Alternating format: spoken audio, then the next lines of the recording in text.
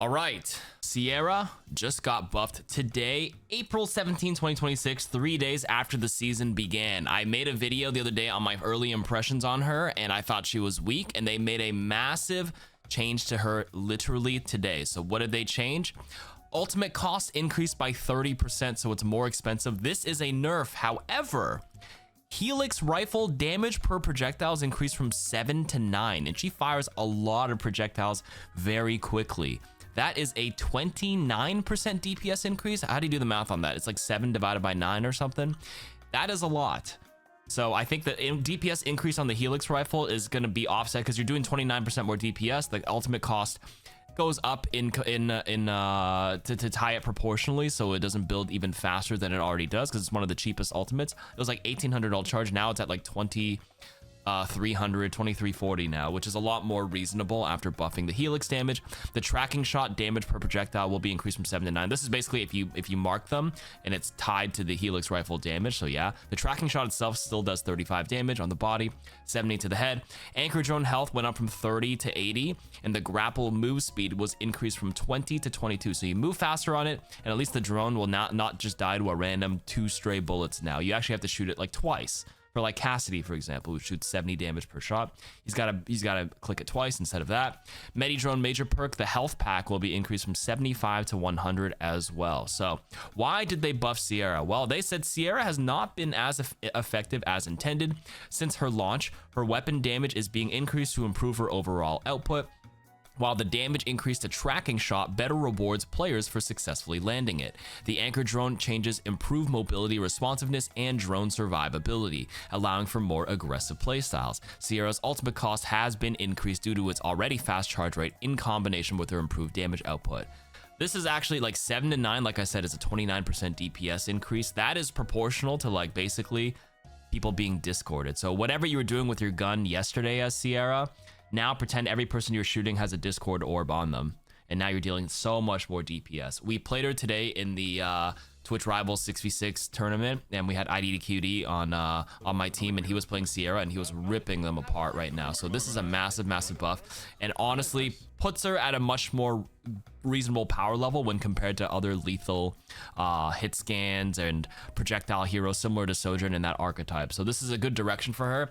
Now, some of the comments in my early opinions of her, people all thought that Sierra was oh my god, she's really strong and this and that, but I disagreed. I said it in that video a couple days ago that I didn't think Sierra was very good, and some people were like, yeah, well, her ult's good, and I'm like, yeah, I don't disagree with that, but her drone was weak and her weapon was weak. Just to supplement this, they actually finally had the win rates updated for the first couple of days. Let me show you how she performed. This is not tied to today's hotfix patch with Sierra. These stats are based on the first 3 days of the season. So let me hero statistics. So if we actually filter for ranked, anybody who was telling me Sierra was really good was probably in bronze, because based on the pick rate here, Sierra was the most popular pick on bronze in the Americas PC pool. 50% win rate, that's pretty good, pretty reasonable, right?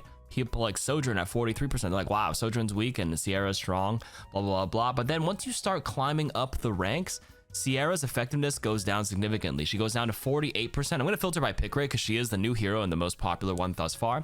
48%, then it goes to 47% in gold. Then it goes down to 46% in platinum. Then it goes down to 45% in diamond. Then it goes, she's not even the most popular in masters. It's Cassidy. Sierra goes down to 41% in masters. So the higher the ranks you climb, the worse she gets. And that was my impression of her yesterday as well. And then in Grandmaster and Champion, she was by far the worst performing DPS at 38.2% with a pretty sizable pick race. Because obviously, like, when you see like a low win rate or high win rate, it's sometimes associated with like the proportional pick rates, but it was really low, pretty high pick rate still at 11% compared to the other heroes, and 38% is terrible in the highest rank. So almost every high elo player, including myself, we're all just saying she was not good, and people fighting in the comments. Listen, your perception of the hero is tied to like the rank you played, but I think these buffs were in the right direction, because there was zero reason to play Sierra when like Sojourn at the higher ranks and other reliable hit scans are just a lot better. What's interesting is Pharah is actually performing like crazy in Grandmaster Champion. They started playing that in OWCS. Reaper got the buff. Junkrat as well, doing pretty well. Now this is obviously America's only. Different regions might have different perceptions, and maybe Controller as well. So how are the controller people doing on console? So controller will filter by console. Looks like Vendetta after all those nerfs, my god. And Hanzo Sierra is still bottom 3, sub 40% win rate on console. It's all hit scans and zimmers for the most part, and people that can't, I mean, these ones have a pretty low pick rate, but Reaper with a sizable pick rate with Ash Tracer doing really well on console in Americas. What about Masters? Freya is down here with Sierra with a healthy pick rate. Sojourn doesn't do too hot on console, and neither does Cass. But yeah, I think it's a similar story down here as well. Sierra still like a bottom tier DPS until today's buff, and then obviously as you go down in ranks, remember the metal ranks, they actually she performs better because people still die to her ultimate. Like people still die to her ultimate even in high ranks, but the grenades and all that kind of stuff, they don't avoid it as much. So then Sierra almost 50% in silver, and then in bronze Sierra 51%, really healthy in the super low ranks, and that's how it is. And this is pretty much tied to people's perception. Everybody's annoyed at Sombra in super low ranks because they don't know how to deal with her. They don't know how to deal with Sierra, but then she just ends what's it called? Sombra performs really poorly the higher you go. Maybe not so much on console, but what's it called?